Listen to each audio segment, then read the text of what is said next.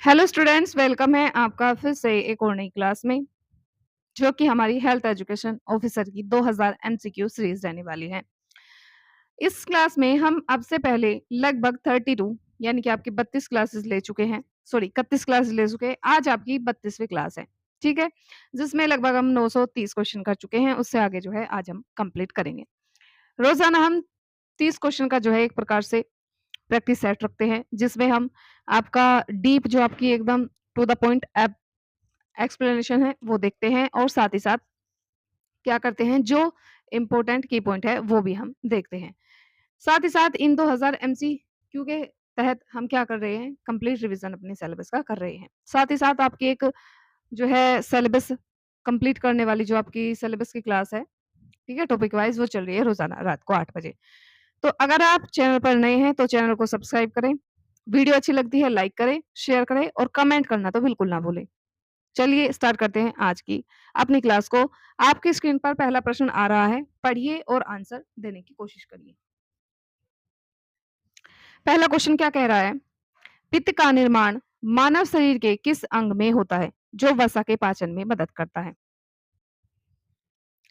देखिए यहाँ पर क्वेश्चन में कुछ तो देखिए आंसर जो है क्वेश्चन ही दे देता है। यह कह रहा है, यहाँ पर 3 क्वेश्चन आपके तैयार हो गए हैं। पहला तो इसने पूछा है कि पित्त का जो निर्माण होता है मानव शरीर के किस अंग में होता है? ठीक है, ये तो इसने पूछा है। साथ ही साथ कह रहा है जो वसा यानी कि वसा के पाचन में कौन मदद करता है? तो आपका पित्त मदद करता है। अब पित्त की बात करें तो पित्त आपका कहाँ पर बनता है? लीवर में बनता है। कहाँ बनता है? जो आपका लीवर होता है, यकृत होता है, वहाँ पर बनता है। लेकिन ये इकट्ठा होता है लीवर के नीचे, एक छोटी-सी थैली होती है पित्ताशय, उसे पित्ताशय बोलते हैं, वहाँ पर इकट्ठा होता है। तो आपसे कभी भी पूछे कि पित्त का निर्माण कहाँ होता है? तो आपका लीवर में होता है, और आपसे पूछे कि पित्ताशय मतलब पित्त इकट्ठा कहाँ पर होता है? तो आपका पित्ताशय में होता है। तो यहाँ इसने पूछा है कि आपका जो है निर्माण कौन-सा अंग करता है? तो आपका यकृत करता है। कौन-सा करता है? यकृत करता है। ये आपको याद रखना है, ठीक है? इसमें बिल्कुल भी पज़ल नहीं होना, ठीक है? चलते हैं नेक्स्ट क्वेश्चन पर, उससे पहले इस क्वेश्चन की व्याख्या देख लेते हैं। क्या कह रही है व्याख्या? व्याख्या कह रही है आपका प्रोडक्शन की बात करें निर्माण का, पित्तरस का निर्माण हमेशा यकृत में होता है। उसमें कोशिकाएँ होती हैं, यकृत की जो कोशिकाएँ होती हैं, सेल्स, तो वहाँ पर जो है इसका निर्माण होता है। इसके बाद बात करें स्टोरेज यानी इकट्ठा होने की, तो बनने के बाद ये पित्त जो है नलिकाओं के माध्यम से निकलता है और पित्ताशय में जाकर के जमा हो जाता है, ठीक है? और इस क्वेश्चन में जो है बहुत बार कन्फ्यूजन हो जाता है कि बनता कहाँ है और इकट्ठा कहाँ होता है, ये आपको नहीं करना। नेक्स्ट आपका क्वेश्चन है, भारी रक्तस्राव को रोकने के लिए प्राथमिक उपचार का सबसे पहला और प्रभावी कदम क्या होता है? देखिए भारी रक्तस्राव का मतलब है जो आपकी ब्लीडिंग होती है, ठीक है? ज़्यादा ब्लीडिंग होने से। तो उसमें पूछा है कि आपकी फर्स्ट एड क्या होता है? यानी कि बात करें तो जो पहला प्राथमिक उपचार होता है, वह क्या करना चाहिए? क्या आपका बताइए, क्या आपका जो टूर्निकेट होता है, कसकर यानी कि आपकी जो रस्सी होती है, उसको बाँध देना चाहिए? या घाव पर साफ कपड़े से सीधा दबाव डालना चाहिए, उसको दबाना चाहिए? घाव को पानी से धोना चाहिए या फिर बर्फ रगड़ना चाहिए? देखिए, आपको क्या करना चाहिए, यहाँ पर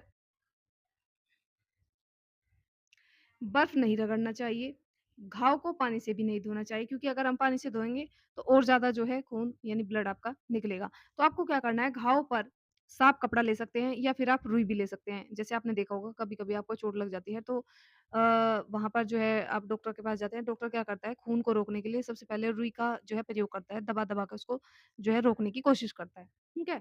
रस्सी से भी नहीं बाँधना चाहिए, ठीक है? तो आपका बी बिल्कुल सही आंसर हो जाएगा। व्याख्या देख लेते हैं इसकी क्या कह रही है। आप अगर जो है डायरेक्ट प्रेशर डालना मतलब डालते हैं, जैसे दुर्घटना के में अगर खून तेज़ी से बह रहा है, मतलब एक्सीडेंट वगैरह हो गया है, ठीक है? गहरी चोट लगी है, खून बह रहा है, तो सबसे पहले एक साफ कपड़ा ले सकते हैं आप, रुई तो आपके पास वहाँ पर होगी नहीं, ठीक है? तो आप क्या करेंगे, घाव के ठीक ऊपर अपने हाथों से इसे सीधा दबाएँगे ताकि जो खून का बहाव है, वह रुक जाए, ठीक है? अब बात करें टूर्निकेट आपका जो अंतिम विकल्प माना जाता है, ठीक है? अंतिम है लेकिन ये जो है प्राथमिक उपचार नहीं होता है। नेक्स्ट आपका क्वेश्चन है, पोलियो वायरस मुख्य रूप से शरीर के किस तंत्र को प्रभावित करता है जिसमें या फिर कह सकते हैं जिससे अंगों में जो है लकवा की शिकायत हो जाती है, लकवा पैरालिसिस हो जाता है? श्वसन तंत्र को, जो आपका रेस्पिरेटरी सिस्टम होता है उसको, पाचन तंत्र को जिसको डाइजेस्टिव सिस्टम भी कहते हैं, या फिर आपकी जो सेंट्रल नर्वस सिस्टम होता है यानी केंद्रीय तंत्रिका तंत्र इसको, या फिर आपका जो स्केलेटल आपका सिस्टम होता है जिसे कंकाल तंत्र कहते हैं वो। बताइए। तो बिल्कुल इसमें बात करें आपका जो आपका सेंट्रल नर्वस सिस्टम जो आपका केंद्रीय तंत्रिका तंत्र होता है उसको सबसे ज़्यादा प्रभावित करता है एक प्रकार से। ठीक है? पोलियो जैसे व्याख्या दी गई है, आपका जो पोलियो वायरस होता है, आंतों से होते हुए खून में और फिर जो है केंद्रीय जो तंत्रिका तंत्र यानी कि रीढ़ की हड्डी और जो मस्तिष्क से जुड़े आपके पॉइंट्स होते हैं, उनमें प्रवेश कर जाती है। ठीक है? यह रीढ़ की हड्डी के जो एंटीरियर हॉर्न्स जो सेल्स होती हैं, उनको नष्ट कर देती है, जो मांसपेशियों को हिलाने और निर्देश देने का कार्य करती है। ठीक है? उससे क्या होता है, आपकी मांसपेशियों को निर्देश नहीं पहुँच पाता, जिससे आपका जो है हाथ-पैर मान लीजिए या फिर आप जो है पैरालिसिस हो जाते हैं। नेक्स्ट आपका क्वेश्चन क्या कह रहा है? प्रसव की पहली अवस्था की शुरुआत से लेकर किस घटना के पूरे होने तक मानी जाती है? बच्चे के जन्म तक, गर्भाशय ग्रीवा के पूर्ण रूप से खुलने तक, प्लेसेंटा के बाहर आने तक, या फिर आपकी पानी की थैली जो फटती है उस तक।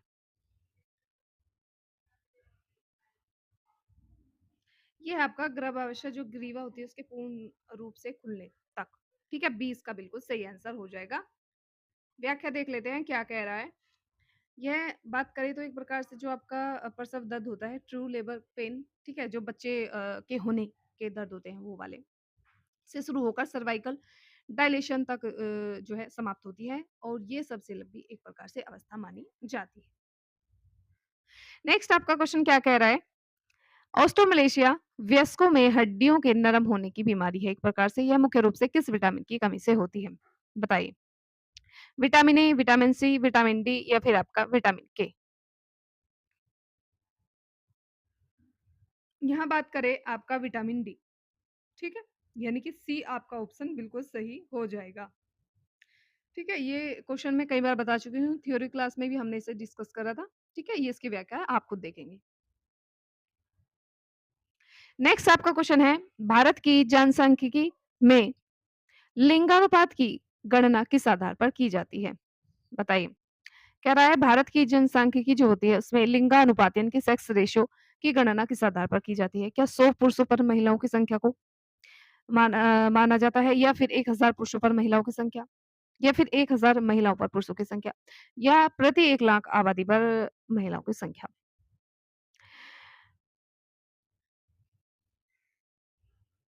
बिल्कुल। तो 1000 पर 1000 जो पुरुष होते हैं उस पर कितनी महिलाएँ हैं, ये इस चीज़ को बताता है, ठीक है? इसी को सेक्स रेशियो कहते हैं। व्याख्या देख लेते हैं, भारत में लिंगानुपात हमेशा जो है प्रति 1000 पुरुषों की तुलना में महिलाओं की संख्या के रूप में मापा जाता है। यह समाज में महिलाओं की स्थिति और लैंगिक समानता का एक प्रकार से बहुत बड़ा सूचक है, महत्वपूर्ण सूचक है, जिसे 2000 उदाहरण के तौर पर जैसे 2011 की जनगणना के अनुसार देखें, भारत का जो लिंगानुपात था 943 बटे 1000 यानी 1000 पुरुषों पर 943 महिलाएं। ठीक है, बात करें नेक्स्ट क्वेश्चन की आपकी, रक्तचाप मापने के लिए उपयोग किए जाने वाले चिकित्सा उपकरण को क्या कहते हैं? स्टेथोस्कोप कहते हैं, सिग्मी, बताइए।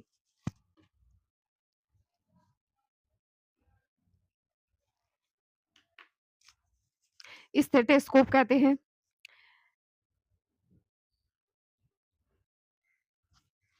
स्टेथोस्कोप कहते हैं, स्पिगो स्टेथोस्कोप कहते हैं, स्पिग्मो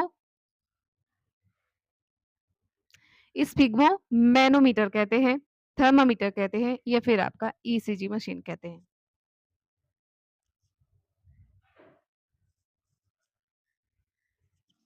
तो इसको स्पिग तो इसको क्या कहते हैं आपका स्पिग्मो मैनोमीटर कहते हैं। ठीक है, स्पिग्मो मैनोमीटर इसको कहते हैं। ठीक है, जो आपका स्पिग्मो मैनोमीटर होता है इसमें क्या होता है एक, ठीक है। नेक्स्ट आपका क्वेश्चन है, कुकुर खांसी जिसको काली खांसी कहते हैं से बचाव के लिए शिशु को कौन सा टीका लगाया जाता है?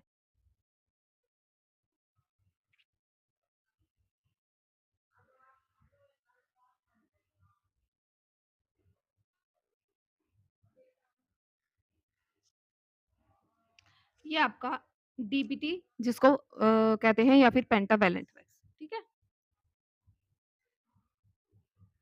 व्याख्या है आपकी, देखिए इसको जो है 3 इन 1 टीका भी कहा जाता है, यानी कि नाम एक और इसमें 3 टीके जो हैं एक प्रकार से शामिल होते हैं, जिसमें आपका एक प्रकार से डिप्थीरिया, ठीक है? पर्टुसिस और आपका जो टेटेनस होता है, ये इसमें शामिल होते हैं, ठीक है? नेक्स्ट आपका क्वेश्चन है, मानव शरीर की सबसे छोटी हड्डी जिसे स्टेपिज़ कहा जाता है, शरीर के किस हिस्से में पाई जाती है? सबसे ईज़ी क्वेश्चन है, ठीक है? सबसे ईज़ी क्वेश्चन है, कहाँ पाई जाती है? तो ये आपके मध्य कान में पाई जाती है, ठीक है? सबसे छोटी हड्डी होती है हमारे शरीर की, कौन-सी? स्टेपिज़, ठीक है? ये हमारे मध्य कान में पाई जाती है, बहुत छोटी होती है, बिल्कुल चावल का जो दाना होता है देखा आपने, बिल्कुल इस तरीका, ठीक है? नेक्स्ट आपका क्वेश्चन है, कुत्ते, बिल्ली या बंदर के काटने पर रेबीज़ वायरस से बचाव के लिए घाव को तुरंत किससे धोना सबसे आवश्यक है? केवल सादे पानी से, बहते पानी और साबुन से 15 मिनट तक, हल्दी और तेल से, मिट्टी या गोबर से। तो ये आपका बहते हुए पानी और साबुन से जो है 15 मिनट तक धोना चाहिए, ठीक है? जिससे जो वायरस है, वो जो है कमज़ोर पड़ जाता है, ठीक है? कुछ वायरस बाहर निकल जाते हैं, ठीक है? ये इसकी व्याख्या है। रेबीज़ वायरस के चारों ओर जो है लिपिड की एक परत होती है। जब हम साबुन और आपके बहते हुए पानी से इसे धोते हैं तो उसकी जो एक प्रकार से बात करें, जो लिपिड की वो बनी हुई होती है।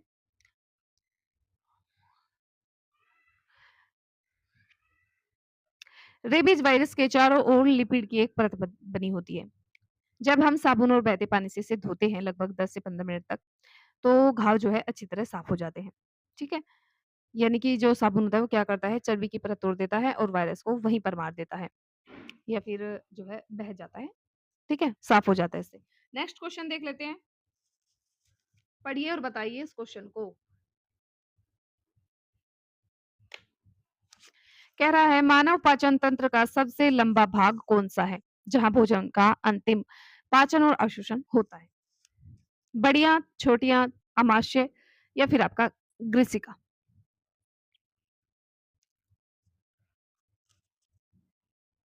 तो इसमें आपका जो छोटी आँत होती है, देखिए इसे कहते हैं छोटी आँत लेकिन वास्तव में ये बड़ी आँत होती है, ठीक है?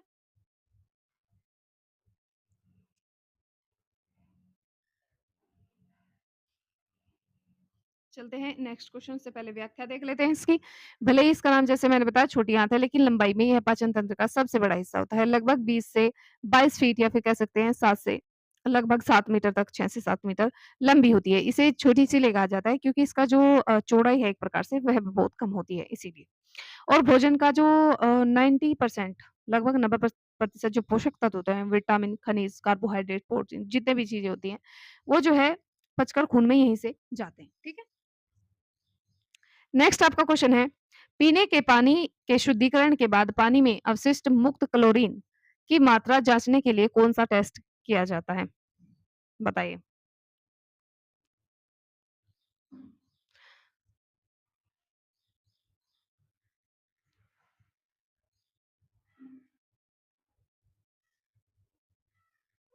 बिल्कुल, तो ये आपका ऑर्थोटोलोडीन कौन-सा? ऑर्थोटोलोडीन ऑर्थोटोलोडीन टेस्ट किया जाता है, ठीक है? एलिसा आपका कैंसर में किया जाता है, विडाल आपका जो है टाइफाइड बुखार में किया जाता है, ठीक है? तो आपका ऑर्थोटोलोडीन बी आपका बिल्कुल सही होगा। ऑर्थोटोलोडीन या फिर इसे ओटी भी कहते हैं, पानी में क्लोरीन मिलाने के 30 मिनट बाद ऑर्थोटोलोडीन नामक रसायन जो है इसमें डाला जाता है। अगर पानी में सुरक्षित मात्रा में क्लोरीन बची है, तो पानी का रंग पीला हो जाता है। यह बताता है कि पानी अब जो है पीने के लिए पूरी तरह कीटाणु रहित है या फिर सुरक्षित है या नहीं है। नेक्स्ट आपका क्वेश्चन है, कह रहा है खाना पकाते समय अत्यधिक ताप या ज़्यादा उबालने पर कौन-सा विटामिन सबसे ज़्यादा जल्दी जो है नष्ट हो जाता है? तो आपका विटामिन सी, ठीक है? इसी को जो है ताप संवेदी भी कहते हैं एक प्रकार से। इसको ज़्यादा धोने से, ज़्यादा पकाने से, उबालने से ये क्या है नष्ट हो जाता है, ठीक है? तो आपका सी बिल्कुल सही आंसर हो जाएगा। इसको हीट सेंसिटिव मैंने जैसे बताया ताप संवेदी एक प्रकार से होता है विटामिन सी, ठीक है? और ये पानी में घुलनशील और बहुत ही ज़्यादा अस्थिर होता है, यानी कि शरीर में जो है टिक नहीं पाता है। और ये क्या करता है हमें जो है बैक्टीरिया यानी कि संक्रमण से लड़ने में हेल्प करता है, साथ ही साथ हमारी स्किन से रिलेटेड है यानी स्किन को भी जो है एक प्रकार से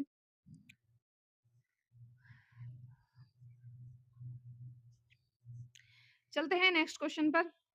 नेक्स्ट क्वेश्चन क्या कह रहा है, पढ़िए और बताइए।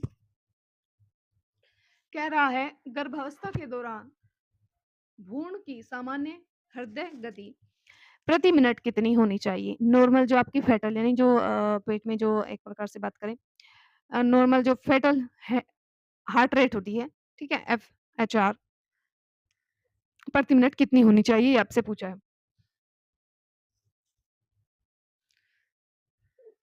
तो ये लगभग आपकी 120 से 160, ठीक है? सी बिल्कुल सही आंसर हो जाएगा इसका। एक स्वस्थ भ्रूण का दिल एक वयस्क की तुलना में लगभग दुगना तेज धड़कता है, यानी 120 से 160 बीट्स प्रति मिनट होनी चाहिए। नेक्स्ट आपका क्वेश्चन है प्राथमिक चिकित्सा में यूनिवर्सल चोकिंग साइन क्या है जो बताता है किसी व्यक्ति के गले में कुछ फंस गया है। इस क्वेश्चन को हम कई बार डिस्कस कर चुके हैं, लेकिन अब की बार ये कुछ नया जो है एक प्रकार से आया है।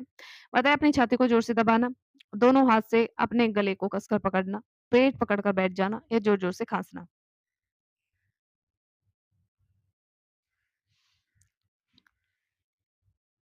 बिल्कुल। तो अपने दोनों हाथों से जो है गले को कसकर पकड़ लेता है वो, ठीक है? ये स्थिति आपको देखिए जब किसी के गले में खाना या कोई वस्तु फंस जाती है और वह बिल्कुल सांस नहीं ले पाता या बोल नहीं पाता तो वह घबराहट में स्वाभाविक रूप से बात करे दोनों हाथों से अपनी गर्दन को पकड़ लेता है, ठीक है? ये संकेत देखने को मिलता है। नेक्स्ट आपका क्वेश्चन है मलेरिया का सबसे खतरनाक प्रकार कौन सा है जो अक्सर जानलेवा दिमागी मलेरिया का कारण बनता है? Plasmodium vivax, plasmodium ovale, plasmodium falciparum या फिर प्लाज्मोडियम मलेरिया।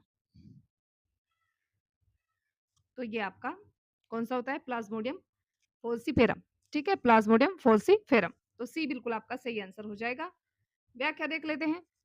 इसको एक प्रकार से द किलर पैरासाइट भी कहते हैं। बाद में सबसे ज़्यादा मामले जो है पी वाइवेक्स के देखे जाते हैं, ठीक है? लेकिन सबसे ज़्यादा मौतें जो होती है आपकी, वो होती है आपकी पी फ्लेक्सीफेरम के कारण, ठीक है?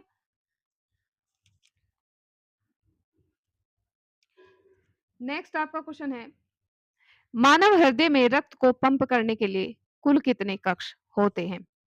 बताइए। तो आपने पढ़ा होगा कि मानव का जो हृदय होता है वो 4 कोष्ठक होता है, चतुर्कोष्ठक, ठीक है? यानी 4 कोष्ठ उसमें पाए जाते हैं, 2 आलंद और 2 निलय, ठीक है? जैसे कि इसमें दिखाया गया है। शरीर में अशुद्ध खून जो प्राप्त करता है वो कौन? दाहिना आलंद। अशुद्ध खून को फेफड़ों में भेजता है वो आपका दाहिना निलय होता है, ठीक है? इस प्रकार से ये आपको देख लेना है।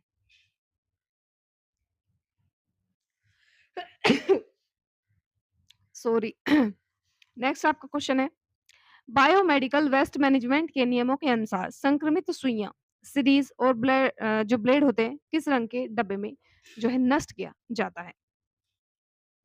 बताए पीले, लाल, सफेद, पारभासी और पंचर प्रूफ जो डिब्बा होता है वो, या फिर आपका ब्लू बॉक्स यानी कि नीला। तो आपका जो सफेद जो पारभासी या फिर आपका जो पंचर प्रूफ डब्बा होता है, ठीक है, उसमें यानी सी बिल्कुल सही आपका आंसर हो जाएगा। ये इसकी व्याख्या है। ये आपका फैक्चुअल क्वेश्चन था, याद करने का क्वेश्चन था, आपको इसको याद रखना है। नेक्स्ट आपका क्वेश्चन है मानसिक स्वास्थ्य और फोबिया के संदर्भ में क्लैस्ट्रोफोबिया का क्या अर्थ है? तो बिल्कुल ये जो है एक प्रकार की बात करें बंद और तंग जगह हो। कैसे? जो बंद और तंग जगह होती है वहां से जो है अत्यधिक डर लगता है, उसी को जो है क्लैस्ट्रोफोबिया कहते हैं, ठीक है? ये इसकी व्याख्या है। यह एक एंजाइटी डिसऑर्डर है, यानी कि सिर्फ व्यक्ति को क्या होती है घबराहट होकर के डर जाता है, इससे ज्यादा कुछ नहीं, ठीक है? नेक्स्ट आपका क्वेश्चन है यदि किसी व्यक्ति ने अफीम, हेरोइन या फिर मॉर्फिन की ओवरडोज ले ली है जो नशीली चीजें होती हैं, तो उसकी जान बचाने के लिए श्वसन तंत्र को चालू करने वाला विशिष्ट एंटीडोट क्या है? एट्रोपिन है, नैलोक्सोन है, विटामिन के है, फ्लूमाजेनिक है।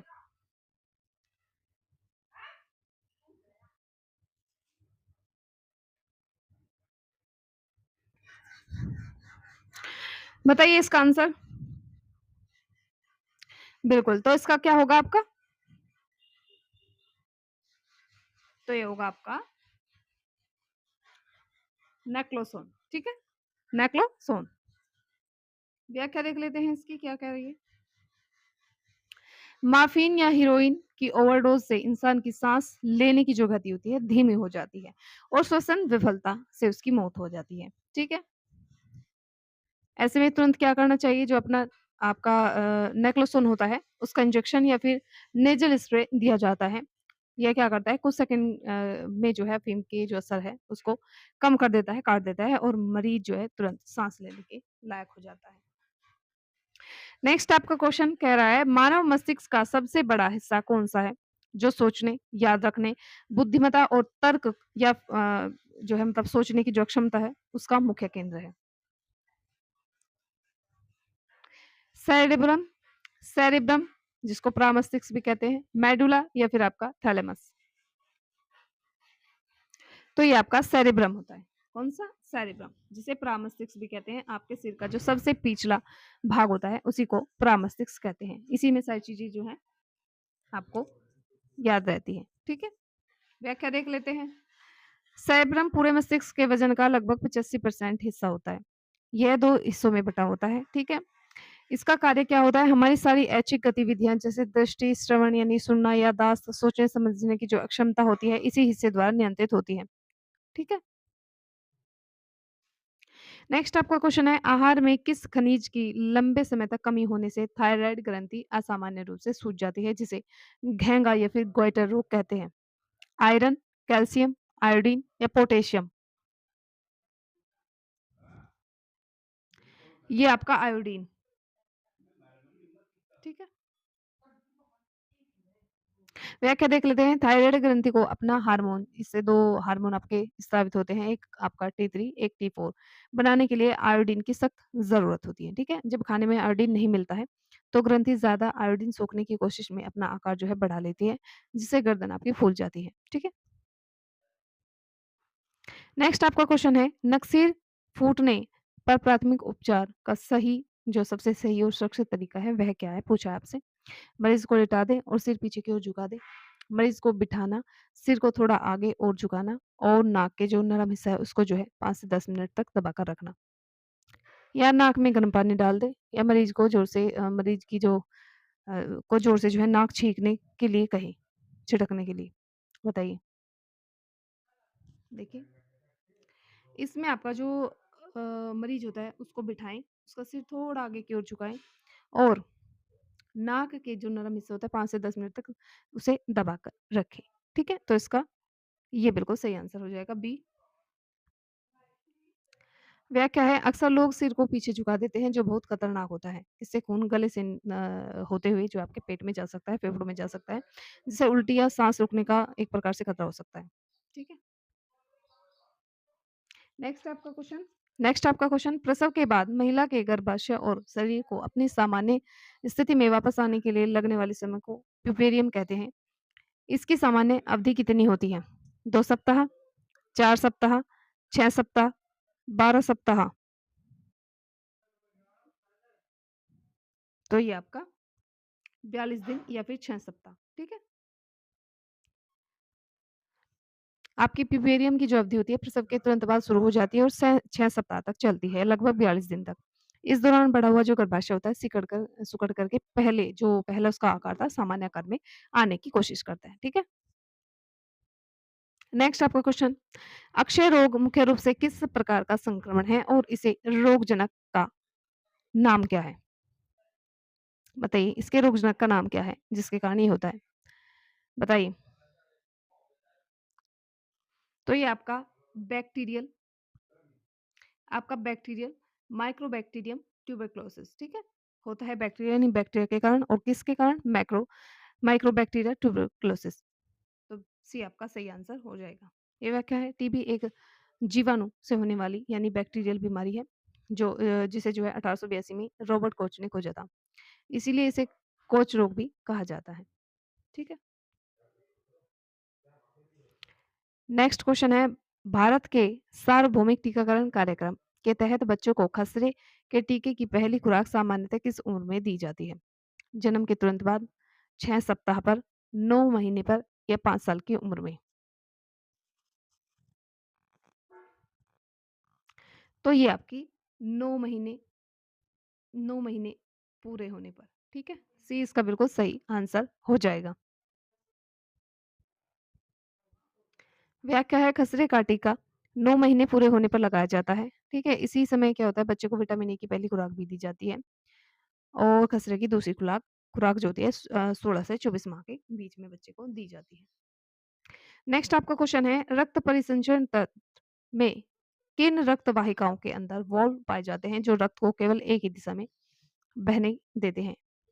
धमनियाँ, सिराएँ, केशिकाएँ या फिर आपकी महाधमनी? तो ये आपकी सिराएँ होती हैं। कौन-सी? सिराएँ। बी इसका बिल्कुल सही आंसर हो जाएगा। सिराएँ क्या करती हैं? शरीर से अशुद्ध खून को वापस दिल तक ले जाती हैं। विशेषकर पैरों से खून को जो है एक प्रकार से गुरुत्वाकर्षण के खिलाफ ऊपर चढ़ाने का काम ये करती हैं, जिससे जो खून है वापस ना गिरे। नेक्स्ट आपका क्वेश्चन है, आपदा प्रबंधन में लाल रंग का टैग किस प्रकार के मरीजों को दिया जाता है? तो ये आपके जो है जिनकी स्थिति बहुत गंभीर और उन्हें जो है तुरंत जीवन रख सके यानी कि कह सकते हैं एक प्रकार से जिनकी स्थिति बेहद गंभीर हो और उन्हें तुरंत जो है उपचार की ज़रूरत। रेड टैग उन मरीजों को दिया जाता है जिनकी जान खतरे में होती है। अगर उन्हें तुरंत जो है इलाज ना मिले तो उनकी जान बचानी मुश्किल हो सकती है इस प्रकार से। ठीक है? नेक्स्ट आपका क्वेश्चन है स्लीपिंग सिकनेस, ठीक है? स्लीपिंग सिकनेस नामक जानलेवा बीमारी किस मक्खी के काटने से फैलती है? सैंड फ्लाई, सीसी मक्खी, घरेलू मक्खी या मादा एनाफिलीज? तो ये आपकी जो सीसी मक्खी होती है उसके कारण, ठीक है? फैक्चुअल क्वेश्चन था, याद रखना है आपको। नेक्स्ट और लास्ट क्वेश्चन इस वीडियो का। दवाओं को शरीर में गहराई तक पहुंचाने के लिए मस्कुलर इंजेक्शन त्वचा के सापेक्ष कितने डिग्री के कोण पर लगाया जाता है? नेक्स्ट क्वेश्चन है आपका दवाओं को शरीर में गहराई तक पहुंचाने के लिए इंस्ट्रामस्कुलर इंजेक्शन त्वचा के सापेक्ष कितने डिग्री का जो कोण है उस पर लगाना चाहिए? 15 डिग्री, 45 डिग्री, 90 डिग्री या फिर 25 डिग्री? तो ये आपका 90 डिग्री, ठीक है? तो आज की क्लास को रखते हैं यहीं तक। कल फिर से एक नई क्लास, नए क्वेश्चंस के साथ आपके साथ जुड़ेंगे। तब तक के लिए थैंक यू।